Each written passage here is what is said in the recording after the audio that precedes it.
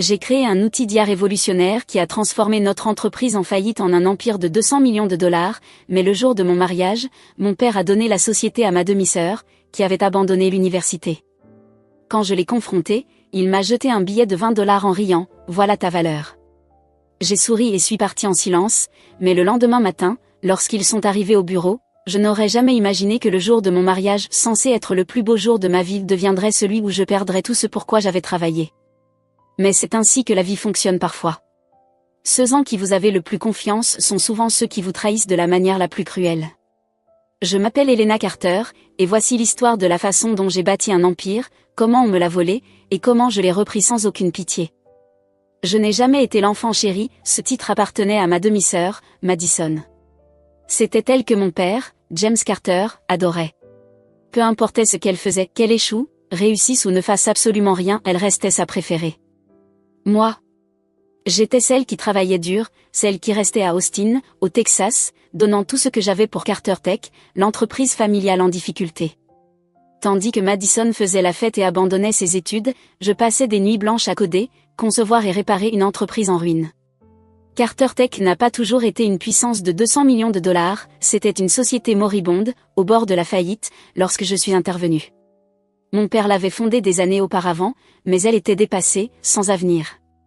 J'ai vu ce qu'il ne pouvait pas voir, une opportunité de révolutionner l'entreprise grâce à un logiciel de marketing piloté par l'IA. J'ai passé des années à développer un outil capable d'analyser le comportement des consommateurs, d'optimiser les campagnes et d'aider les entreprises à augmenter leurs ventes comme jamais auparavant. C'était ma création, mon innovation, mon travail acharné qui avait transformé Carter Tech en l'une des entreprises technologiques les plus convoitées du pays. Et où était Madison pendant tout ce temps? Nulle part. Elle ne s'intéressait pas à l'entreprise, trop occupée à dilapider l'argent de mon père, sautant d'une idée ratée à l'autre. Mais malgré son absence totale de contribution, James la traitait toujours comme une reine. J'aurais dû voir la trahison venir. J'aurais dû m'y attendre. Le jour de mon mariage devait être un jour d'amour, de célébration et de nouveau départ.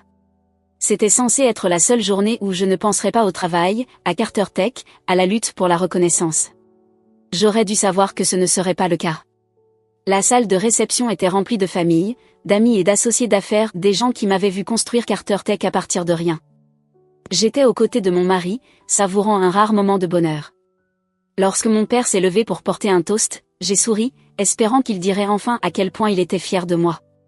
J'attendais les mots que j'avais toujours voulu entendre. Puis il a prononcé une phrase qui a figé la salle dans le silence. « Aujourd'hui n'est pas seulement le jour du mariage d'Helena », a-t-il déclaré en levant son verre. C'est aussi le début d'un nouveau chapitre pour notre entreprise familiale, et je suis fier d'annoncer qu'à partir de maintenant, Madison prendra la direction de Carter Tech en tant que PDG. J'ai eu l'impression de recevoir un coup de poing dans l'estomac. Mon sourire s'est figé, mon souffle s'est coupé, et mon esprit s'est emballé en tentant de comprendre ce que je venais d'entendre.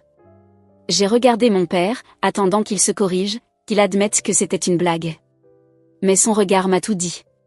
C'était prévu. C'était réel. Les murmures ont commencé dans la salle. Certains invités ont échangé des regards gênés, d'autres ont simplement détourné les yeux, trop mal à l'aise pour croiser le mien.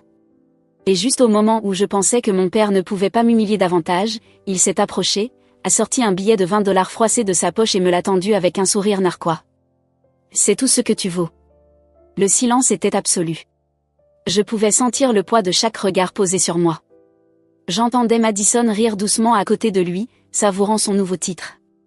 Je savais qu'ils attendaient une réaction de ma part, des larmes, de la colère, une scène. Mais je ne leur ai pas donné cette satisfaction. J'ai pris une profonde inspiration. Mes doigts se sont resserrés autour du billet, mon cœur battait à tout rompre, mais mon visage n'a laissé transparaître aucune émotion. Au lieu de ça, j'ai esquissé un sourire froid et calculé. J'ai soigneusement plié le billet, l'ai glissé dans ma robe et regardé mon père droit dans les yeux. « Merci, papa », ai-je dit d'une voix calme et posée. Cela signifie tout pour moi. Puis, je me suis retournée et suis partie. Pas une larme. Pas un mot de protestation. Parce que ce n'était pas fini. Cette nuit-là, alors que mon père et Madison célébraient leur victoire, je me suis assise seule dans mon bureau, entourée de l'empire que j'avais construit, les brevets, les contrats, les dossiers portant mon nom. Ils pensaient m'avoir tout pris. Ce qu'ils ne savaient pas, c'est que je m'étais préparée à ce moment toute ma vie. Ils n'avaient aucune idée de ce qui les attendait, et lorsqu'ils le découvriraient, il serait trop tard. Je n'ai pas dormi cette nuit-là. Tandis que Madison et mon père fêtaient ma chute, buvant du champagne et savourant leur soi-disant victoire, je suis resté dans mon bureau, concentré sur l'essentiel, mon travail, mes brevets, mes contrats et les personnes qui avaient réellement construit Carter Tech avec moi. Ils pensaient avoir tout pris, mais ils se trompaient. Je n'allais pas crier. Je n'allais pas supplier. Je n'allais pas gaspiller mon souffle à essayer de convaincre mon père qu'il avait fait une erreur, car ce n'était pas une erreur. C'était un choix. Et maintenant, c'était à moi d'en faire un. À minuit pile, j'ai allumé mon ordinateur portable. Mes mains étaient stables, mon esprit affûté, calculateur, dangereux. J'avais été sous-estimé toute ma vie. Ça s'arrêtait ce soir. J'ai commencé par un simple email. Il était adressé aux 20 plus gros clients de Carter Tech, ceux qui avaient signé des contrats non pas avec l'entreprise, mais avec moi personnellement. En affaires, la loyauté compte, et j'avais passé des années à bâtir des relations avec les clients les plus influents du secteur. Leur confiance n'était ni en Carter Tech, ni en mon père, ni en Madison. Elle était en moi. Je leur ai rappelé cela. En pièce jointe, il y avait une clause que j'avais insérée dans leur contrat des années auparavant. Elle leur permettait de résilier leurs accords si je n'occupais plus de poste de direction. Puis, j'ai attendu. À 3 heures du matin, ma boîte de réception explosa. Une à une, les réponses affluèrent, toutes disant la même chose, ils ne renouvelleraient pas leur contrat avec Carter Tech sous la nouvelle direction. Ils s'attendaient à un plan de transition me concernant personnellement. Des millions de dollars en contrats envolés. Carter Tech commençait déjà à s'effondrer. Mais je n'en avais pas fini. Tandis que mon père et Madison se félicitaient, ils avaient oublié un détail crucial. L'outil de marketing alimenté par l'IA, qui avait transformé Carter Tech en un empire de 200 millions de dollars, n'appartenait pas à Carter Tech. Il m'appartenait. Des années plus tôt, lorsque j'avais développé ce logiciel, j'avais pris soin d'enregistrer toute la propriété intellectuelle sous ma société privée, Eorp Technologies. Carter Tech ne l'avait jamais possédé. Ils avaient seulement bénéficié d'un accord de licence pour l'utiliser, un accord que j'avais le pouvoir de révoquer. Et je l'ai fait. En quelques frappes sur mon clavier, Carter Tech perdit l'accès à la seule chose qui lui donnait de la valeur. Au lever du soleil, l'empire que mon père m'avait volé était déjà en flammes. À exactement 9 heures du matin, j'entrai dans les bureaux de Carter Tech. Je ne me faufilais pas discrètement. Je franchis la porte d'entrée la tête haute. Les employés chuchotaient, certains défilaient sur leurs écrans, la panique se lisant sur leurs visages. Ils savaient déjà que quelque chose n'allait pas. Tout dans le bureau semblait différent, instable, comme un immeuble sur le point de s'effondrer. Puis Madison surgit dans le hall, ses cheveux parfaitement coiffés en désordre, son visage pâle de choc. Elle me tendit son téléphone sous le nez, exigeant des explications. Je jetai un œil à l'écran. C'était un email de notre plus gros client, contrat résilié, avec effet immédiat. Je penchai légèrement la tête. « Oh, ça, dis-je d'une voix froide. Ce n'est que le début. » Derrière elle, mon père entra à son tour, tout aussi ébranlé. Il portait son habituel costume hors de prix, mais son pas était hésitant, sa confiance fissurée. « Helena » commença-t-il d'une voix plus basse, plus prudente qu'à l'accoutumée. « Soyons raisonnables. » J'eus presque envie de rire. Maintenant, il voulait être raisonnable. Je l'ignorai et passai devant eux, me dirigeant droit vers la salle de conférence des cadres. Je tapai sur l'écran de ma tablette, et le grand moniteur s'illumina. J'affichai 3 documents. Le premier était ma lettre de démission officielle, effective immédiatement, indiquant que je ne faisais plus partie de Carter Tech. Le deuxième était un dossier contenant les clauses de résiliation signées par nos principaux clients, montrant qu'ils quittaient la société parce que j'étais parti.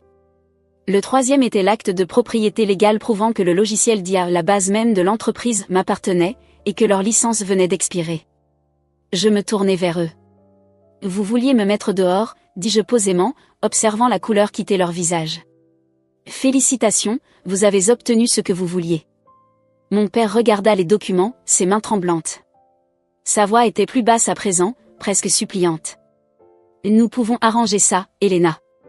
Parlons-en. » « Parler » répétai-je, un sourcil levé. « Comme tu as parlé avec moi à mon mariage, quand tu m'as tendu un billet de 20 $ en me disant que c'était tout ce que je valais. » Le sourire arrogant de Madison avait disparu. Elle murmura, « Tu l'as fait exprès. Tu as planifié tout ça. » Je croisai son regard furieux avec un calme glacial. Non, Madison. J'ai passé 10 ans à bâtir cette entreprise, et toi et papa me l'avez volée en une seule nuit. Je me penchai légèrement vers elle, plantant mes yeux dans les siens. Je viens simplement de la reprendre. Avant qu'il ne puisse répondre, le directeur financier frappa à la porte, le visage blême comme un fantôme. Il se tourna vers mon père et dit, « James, nous avons un grave problème. Nos investisseurs se retirent, les employés démissionnent, et sans le logiciel d'Elena, nous n'avons plus rien. » Un silence pesant et étouffant envahit la pièce. Mon père, l'homme qui autrefois me regardait de haut en me disant que je ne valais rien, était en train de voir tout ce qu'il possédait partir en fumée. Madison, la soi-disant PDG, restait figée, réalisant qu'elle n'était qu'un titre vide, sans aucun pouvoir. Je pris mon sac à main, redressai ma veste et marchai vers la porte. Juste avant de sortir, je me retournai une dernière fois. Je sortis de ma poche le billet froissé de 20 $ que mon père m'avait donné à mon mariage et le brandis devant lui. Au fait, dis-je, la voix teintée d'amusement, je n'en aurai plus besoin. Puis je le laissai tomber sur la table, me retournai et sortis. Je ne regardai jamais en arrière. Quand je quittai Carter Tech ce matin-là, je savais que je n'y remettrais jamais les pieds. J'avais tout réduit en cendres, l'arrogance de mon père, les illusions de Madison, l'empire qu'il croyait m'avoir volé. Ils n'avaient encore aucune idée de l'ampleur des dégâts, mais ils allaient bientôt le découvrir. La véritable tempête ne faisait que commencer. À midi, la nouvelle s'était propagée comme une traînée de poudre. Le monde des affaires était en état de choc alors que les rapports affluaient. Carter Tech perd ses plus gros clients en une nuit. L'entreprise en crise. Démission de masse après un bouleversement à la direction. Exclusif, conflit sur la propriété du logiciel d'IA de Carter Tech. Que va-t-il se passer? Les médias se régalaient. Les investisseurs paniquaient. Les employés tentaient de comprendre leur prochain mouvement. La valeur des actions s'effondrait. Et mon père? Il se noyait. À 13h, mon téléphone vibra. James Carter. Je laissai son appel sonner. Puis ce fut Madison. Je l'ignorais aussi. Je n'avais plus rien à leur dire, mais je n'avais pas encore fini de les regarder tomber. À 15h, j'étais assise dans mon nouveau bureau, un espace élégant aux murs de verre en plein cœur d'Austin. C'était plus petit que Carter Tech, mais c'était le mien. Eurp Technologies était officiellement lancé, et mon équipe de base, les développeurs, ingénieurs et cadres supérieurs qui m'avaient suivi étaient déjà en train de mettre en place les opérations. Je pris une gorgée de café. Alors que j'observais en temps réel le cours de l'action de Carter Tech s'effondrer, c'était presque poétique. Puis, à 16h, le moment que j'attendais arriva, une conférence de presse en direct. James Carter se tenait au podium, son habituel sourire confiant remplacé par des lèvres pincées et un regard fatigué. Madison était à ses côtés, livide et tremblante. Les flashs crépitaient, les journalistes criaient. « Monsieur Carter, est-il vrai que Carter Tech a perdu 80% de ses principaux clients en une nuit? Quelle est votre réponse au rapport affirmant que votre ancienne cadre, Elena Carter, détient désormais tous les droits sur le logiciel d'IA? Carter Tech est-il en faillite? » James déglutit, forçant un sourire crispé. « Nous avons rencontré quelques défis récents, mais Carter Tech reste solide. Nous travaillons sur des solutions. » « Êtes-vous en discussion avec Elena Carter pour sauver l'entreprise ?» demanda un journaliste, et James tressaillit à l'entente de mon nom. C'était tout ce que j'avais besoin de voir, ils avaient perdu. Plus tard dans la soirée, je reçus un message de Madison. « Elena, retrouve-moi s'il te plaît. Juste une conversation. » Je fixai le message. J'avais presque envie de rire. Pendant des années, Madison m'avait traité comme si je n'étais rien. Elle s'était tenue aux côtés de mon père pendant qu'il me volait mon succès. Elle avait ri de mon humiliation le jour de mon mariage, et maintenant, elle me suppliait. J'acceptais de la rencontrer, non pas parce que je me souciais de ce qu'elle avait à dire, mais parce que je voulais le voir de mes propres yeux. Nous nous retrouvâmes dans un restaurant discret, un endroit qu'elle avait choisi, probablement dans l'espoir que personne ne la voie.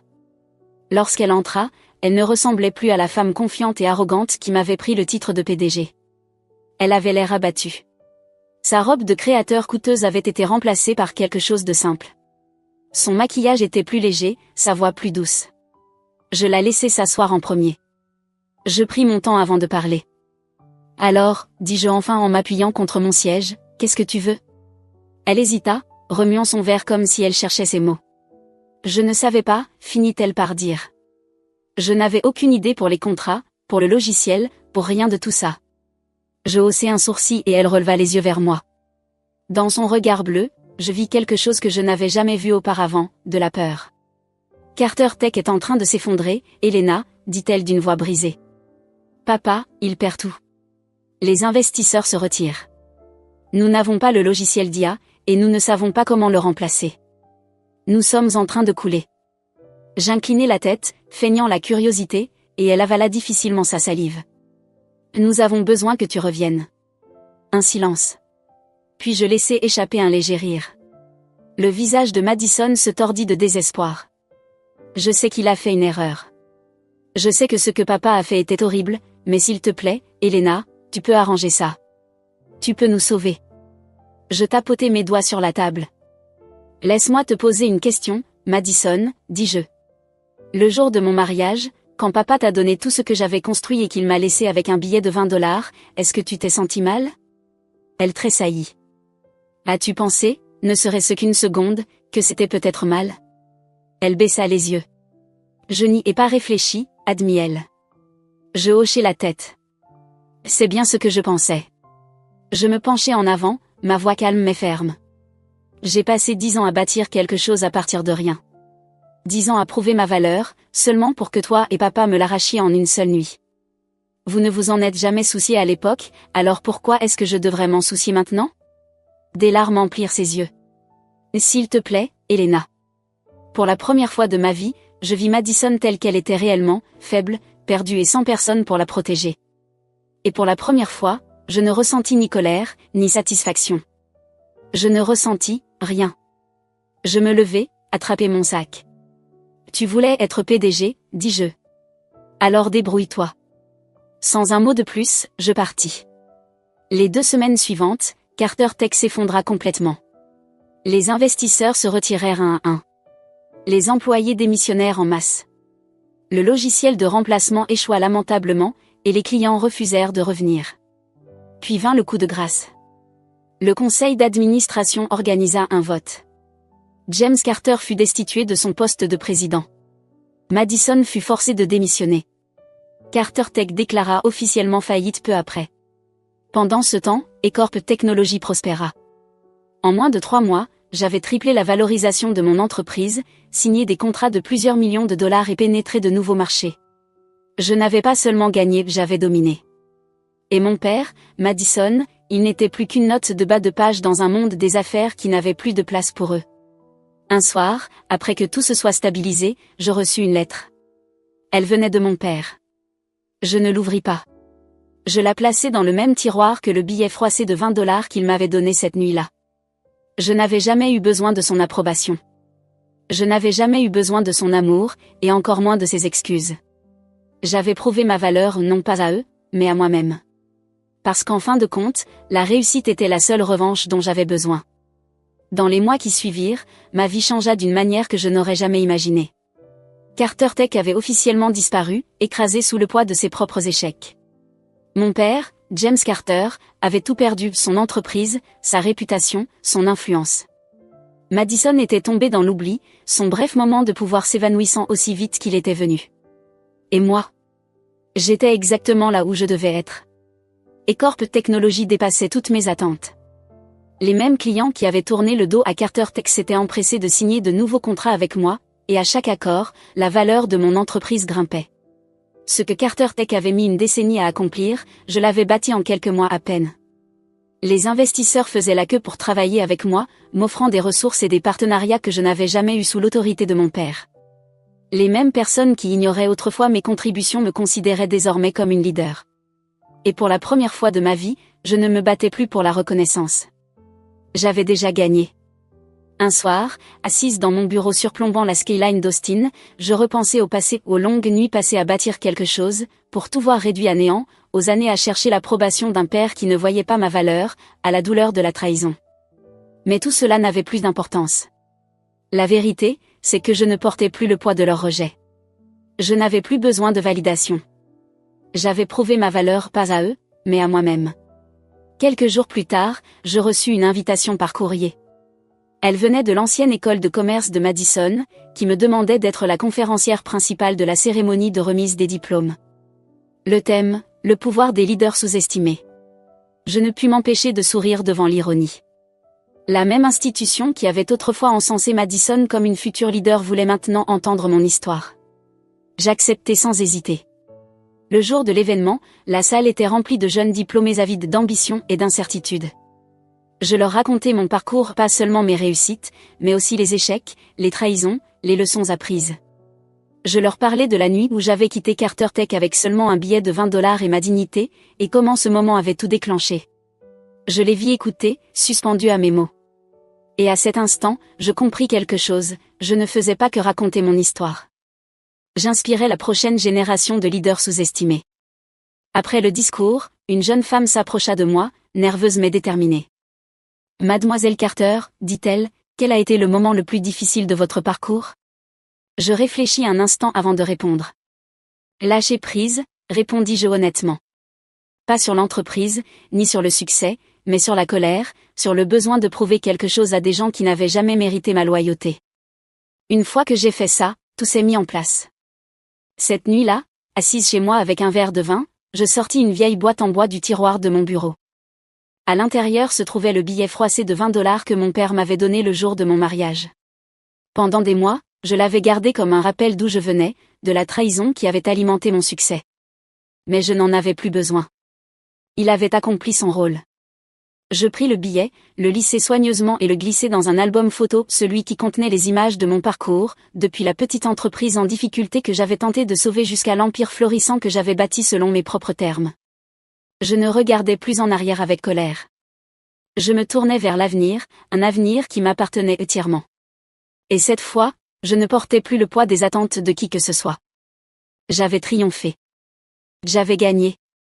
Et c'était tout ce qui comptait.